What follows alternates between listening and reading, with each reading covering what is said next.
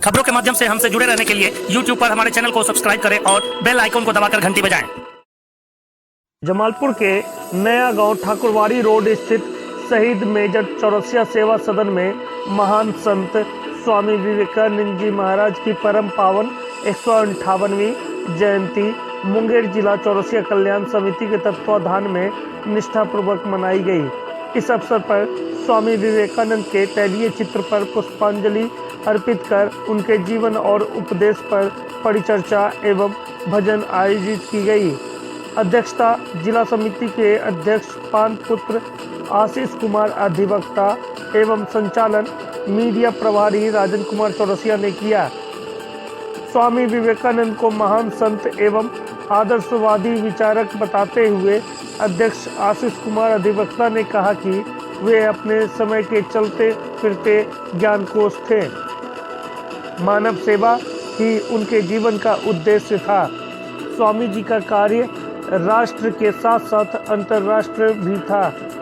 वे मानव प्रेमी थे और आध्यात्मिक आधार पर उन्होंने शांति और विश्व बंधुत्व की स्थापना का अथक प्रयास किया था।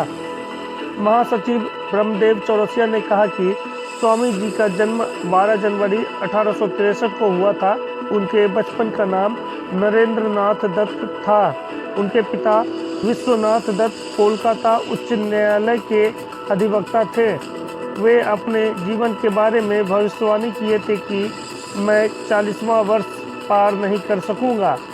स्वामी विवेकानंद जी 4 जुलाई 1902 को 9:10 पर 39 वर्ष 5 माह और 24 दिन की आयु बिताकर शरीर त्याग कर महासमाधि में लीन हुए थे। वे कम उम्र में ही अपने कर्म से विश्व विख्यात हो गए थे। संरक्षक गणेश मंडल ने कहा कि स्वामी जी भारत देश के महान देशभक्त संत तथा राष्ट्रीय चेतना के प्रेरणा पुरुष थे। वे समस्त विश्व के युवाओं के प्रेरणा स्रोत थे। जिला मीडिया प्रभारी आध्यात्मिक चिंतक राजन कुमार चौरसिया ने कहा कि यह चौरसिया समिति का नाम भले ही खास जाति के नाम पर है, परंतु यह समिति देश के सभी महापुरुषों को याद करने का काम करती है। यही कारण है कि आज स्वामी विवेकानंद जी महाराज की जयंती मनाने का निर्णय लिया गया है। स्वामी जी अमेरिका में भारत की आध्यात्मिक संस्कृति का वैदांतिक दृष्टिकोण से व्याख्या किए थे।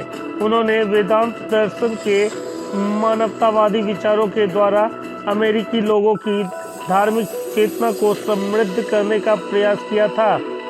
अमेरिका में वे भारत के आध्यात्मिक राजदूत बने थे।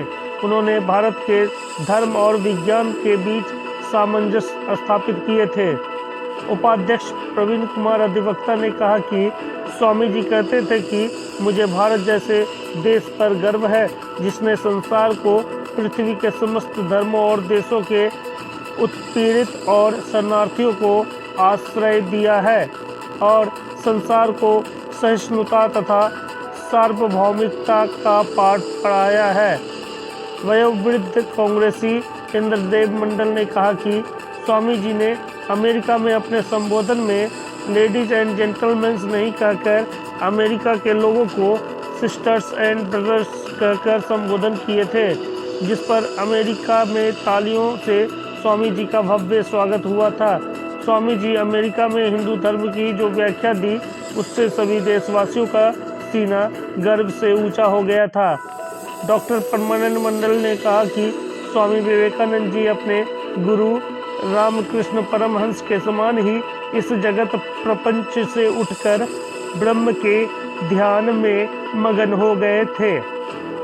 विज्ञान योग, भक्ति योग, कर्म योग और राजयोग इन चारों महत्वपूर्ण धर्म ग्रंथों की रचना किए थे।